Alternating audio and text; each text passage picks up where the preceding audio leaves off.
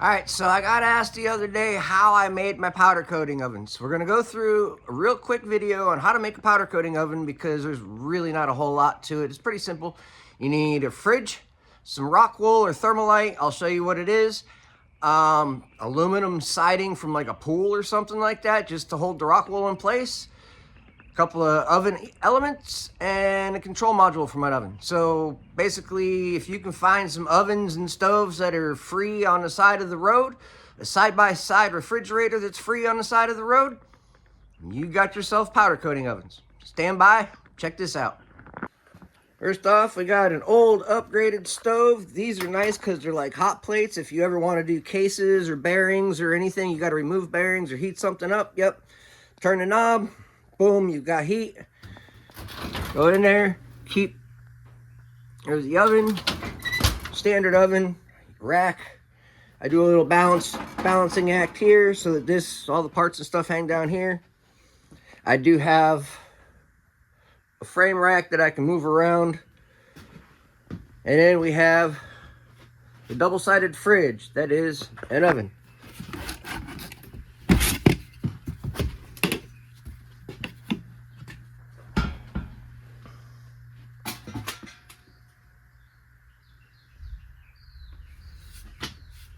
Pool siding.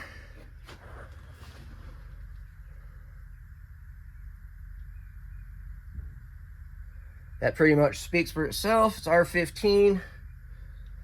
Fire and sound.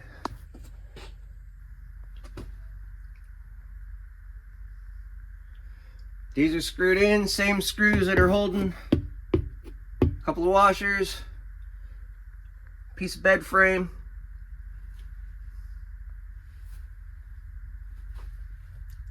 Temperature sensor,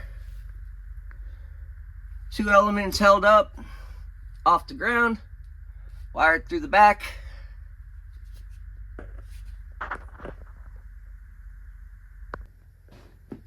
There's a control module.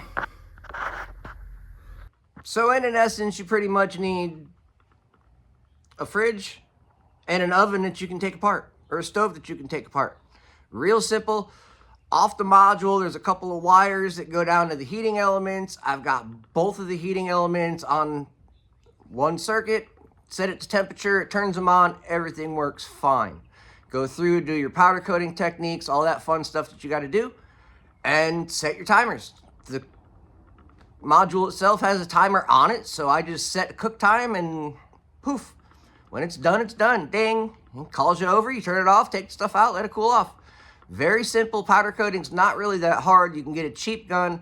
The gun and system that I'm using is 7-8 years old off of eBay. They don't even make it anymore. It's a one-channel, one-shot kind of deal. It doesn't have high and low. If you're going to get a powder coating gun, get a system that's at least got the high and low. That way you can do what needs to be done, how it needs to be done, and you won't be stuck not having hard times doing 2, 3, 4 coats of powder coating because you don't have a high range to do anything with. So yeah, other than that, get a decent powder coating rig because once you get going, there's no stopping you. Setting up an oven to do something, not that hard at all. A little bit of insulation, a little bit of ingenuity, some self-tapping screws that go through sheet metal, and you're good to go. Thanks everybody. Let me know down in the comments what you think. I mean, you can buy an oven for a couple of $1,000 if you've got a couple of $1,000.